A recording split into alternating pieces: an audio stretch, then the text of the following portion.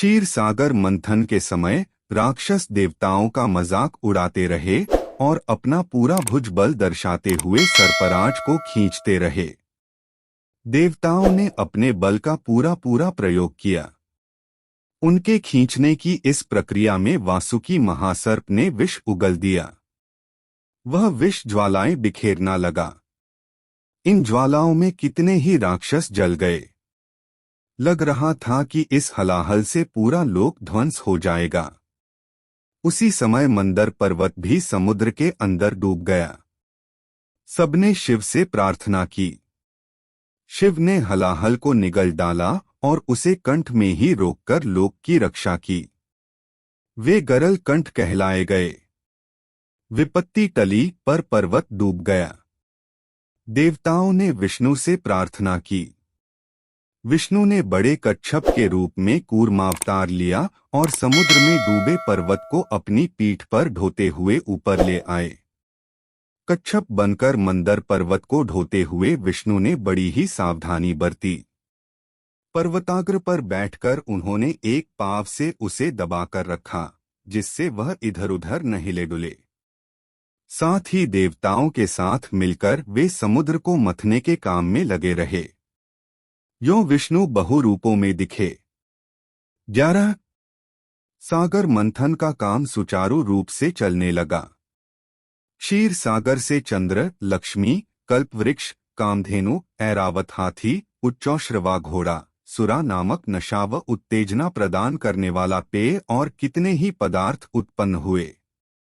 शिव ने कंठ के हलाहल के ताप के उपशमन के लिए चंद्रमा को सिर पर धारण कर लिया और चंद्रशेखर बने।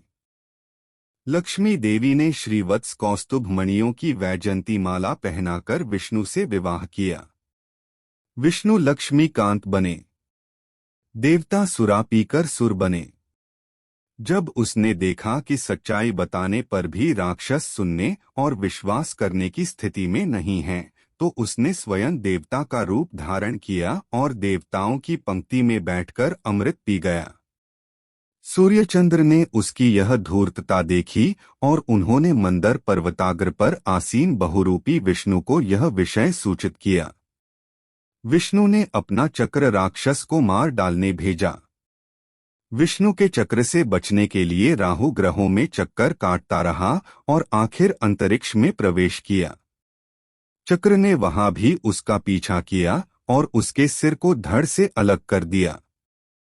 अमृत की शक्ति के कारण सिर और धड़ सजीव ही रहे। सिर राहु और धड़ केतु के रूप में 2 ग्रहों में परिवर्तित हुए और ग्रह राशि में सम्मिलित हो गए। राहु केतु ग्रहों के कारण अब ग्रह 9 हो गए। राहु केतु सूर्य चंद्र पर बहुत क्रोधित थे, क्योंकि उन्हीं के कारण उसकी पोल खुल गई। प्रतिकार की भावना से वे अमावस्या व पूर्णिमा के पर्व दिनों में उन पर छाने लगे और उन्हें पीड़ित करने लगे। यों सूर्य चंद्र ग्रहण बने। पूरा का पूरा अमृत देवताओं को पिलाकर मोहिनी अदृश्य हो गई। राक्षसों को अपनी त्रुटि मालूम हो गई। तब से लेकर वे विष्णु और देवताओं के कट्टर दुश्मन बन गए। अमृत मंथन के दौरान विष्णु ने कूर्मावतार, धन्वंतरी का अवतार तथा मोहिनी का अवतार धारण किया। धन्वंतरी अमृत के साथ साथ औषधियां तथा औषधिवेद भी ले आए। वैद्य शास्त्र के अधिदेवता व वैद्यों के कुलदेव के रूप में धन्वंतरी की पूजा होने लगी। जगन्मोहिनी विश्वमोहिनी मानी जाने लगी और सौंदर्य व विलास का प्रतीक बनी। नारद जगन्मोहिनी अवतार की प्रशंसा करते हुए जगन्मोहिनी राग को महती वीणा पर झंकृत करते हुए कैलाश गए। पार्वती ने यह सुनकर नारद से कहा, अधम और नीच राक्षसों को छलने मात्र से क्या जगन्मोहिनी कहलाने के योग्य हो जाएगी? हाँ माते, किसी को भी आनंद सागर में डुबो देने वाली और अपने सौंदर्य व हाव भावों से विश्व भर को अपने वश में कर लेने वाली जगन्मोहिनी ही तो है। कहते हुए नारद वहां से चले गए। पार्वती ने यह बात शिव से बताई। शंकर मुस्कुराते हुए चुप रह गए। बाद में पार्वती के साथ नंदी वाहन पर आसीन होकर वैकुंठ गए और विष्णु से कहा, तुम्हारे जगन्मोहिनी अवतार को देखने की मेरी तीव्र आकांक्षा है। इसी उद्देश्य से यहाँ आया हूँ। संकट के निवारण के लिए कोई न कोई वेश धारण करना ही पड़ता है। तुम्हारे लिए भी यह बाएं हाथ का खेल है। विष्णु यूं कहते हो अंतर्धान हो गए। इतने में शिव ने जगन्मोहिनी को थोड़ी दूर पर फूलों की गेंद से खेलते और गाते हुए देखा।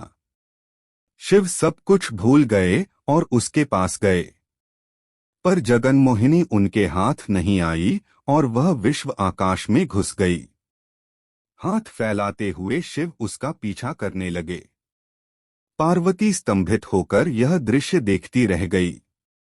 शिव मोहिनी के इस लीला विनोद को ब्रह्मा आदि देवता बड़े ही चाव से देखने लगे। नंदी निश्चेष्ट होकर देखता रहा। नारद महती वीणा पर शिवरंजनी राग को झंकृत कर रहे थे। आगे आगे जगन्मोहिनी और पीछे पीछे शिव दौड़ते हुए गए और कुछ ही समय में दोनों दिखाई नहीं पड़े। पार्वती कैलाश पहुंच गई। जगन्मोहिनी तेजमंडलों से होते हुए शिव को पूरे विश्व में घुमाया और कैलाश पहुंची। शिव को उसे छूने से मना करती हुई जब वह पार्वती के पास जाने लगी, तब शिव ने उसकी कमर पकड़ ली। देखा आपका पतिदेव कितना नटखट है, कहती हुई भय के मारे वह पार्वती के पास खड़ी हो गई। प्रजापति देवहूति का पुत्र बनकर कपिलावतार लिया। बचपन से ही तपस्या करके ज्ञान संपन्न होकर कपिल महामुनि के नाम से प्रसिद्ध हुए। कपिल ने अपनी माता देवहूति को अनेकों तत्वों का बोधन किया, जो सांख्य योग के नाम से प्रसिद्ध हुए। जब कपिल महर्षि पाताल लोक में निर्विराम एक गुफा में तपस्या कर रहे थे, तब पृथ्वी पर सगर सम्राट 100वां अश्वमेध यज्ञ करना चाह रहे थे। इंद्र ने यज्ञ के अश्व को उस गुफा में छिपा दिया जिसमें कपिल महर्षि तपस्या कर रहे थे। सगर के 1000 पुत्र घोड़े को खोजते हुए पाताल लोक में पहुंचे। वहां उन्होंने कपिल महर्षि की गुफा देखी। उन्होंने उन पर आरोप लगाया कि उन्होंने ही घोड़े की चोरी की और उनका तप जप केवल ढोंग है। कपिल ने आंखें जब खोलीं, तब सबके सब जलकर राख हो गए। उन भस्म राशियों पर विष्णु पाद रखे गए और स्वर्ग में मंदाकिनी की तरह प्रवाहित हो रही गंगा को पृथ्वी पर ले आने के लिए सगर के प्रपौत्र भगीरथ ने घोर तपस्या की और गंगा को प्रसन्न किया। साथ ही गंगा के वेग को सह सकने वाले शिव की तपस्या करके उन्हें भी प्रसन्न कर लिया। गंगावतरण के समय गंगा देवी को देखकर शिव उस पर मुग्ध हो गए और उसे अपने जटाजूट में कसकर बांध लिया। फिर भगीरथ की प्रार्थना पर उसे थोड़ी मात्रा में बहने दिया। गंगा भगीरथ के साथ गई और उसके पूर्वजों की भस्म राशियों पर प्रवाहित होकर उन्हें पुण्यलोक भेजा। परमशिव गंगाधर बने और यों गंगा पार्वती की सौत हुई। सनकनंदनादि मुनि कहलाए जाने वाले सनक, सनंद, सनत्सु, सनत कुमार नामक 4 मुनि ब्रह्मा के मानस पुत्र हैं। सदा वे बालक ही बने रहते हैं। विष्णु भक्ति में तत्पर होकर विष्णु का गुणगान करते हुए सभी लोकों में विचरते रहते हैं।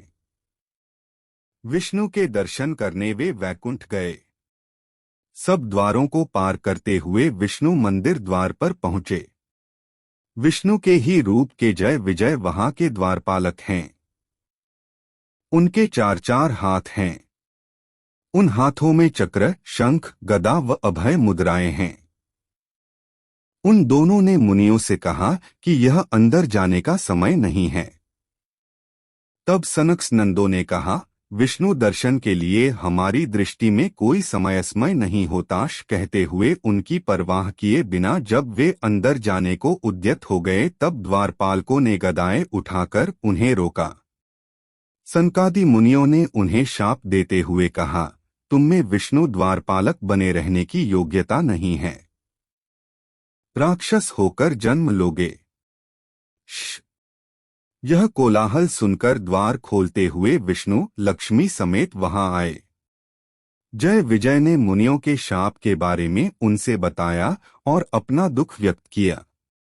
मुनिगण भी अपनी जल्दबाजी पर मन ही मन चिंतित हुए।